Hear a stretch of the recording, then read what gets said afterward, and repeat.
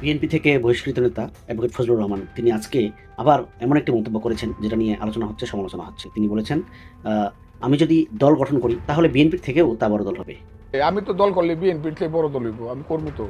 কিন্তু এদেশে মুক্তিযুদ্ধের পক্ষে একটা দল হওয়াই উচিত। আওয়ামী লীগ আসবে না আর জীবনে।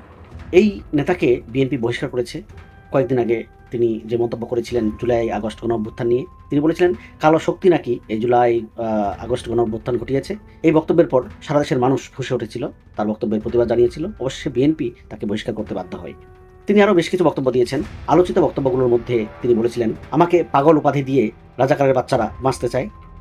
তিনি মূলত জামাত ইসলামীকে উদ্দেশ্য করে বলেছিলেন এবং তার যে বিতর্কিত বক্তব্য কালো শক্তি, সেই শক্তিকে তিনি বলতে মূলত জামাত ইসলামীকে বুঝিয়েছিলেন। সর্বশেষ কয়েকদিন আগে তিনি একটি বক্তব্য দিয়েছেন যে তিনি অনুনয় বিনয় করেছেন বিএনপির কাছে যে তাকে যেন ধানের শীষের প্রতীকটা দেওয়া হয় এবং তিনি জীবনের শেষ নির্বাচন হিসেবে অংশ নিতে চান। এটা মনে করা যায় যে বিএনপি এবং বিএনপির সিনিয়র নেতারা এই নেতাকে নিয়ে বিব্রতকর একটা পরিস্থিতির মধ্যেই ছিলেন। কারণ তাকে কোনোভাবেই সংযত করা যাচ্ছিল না।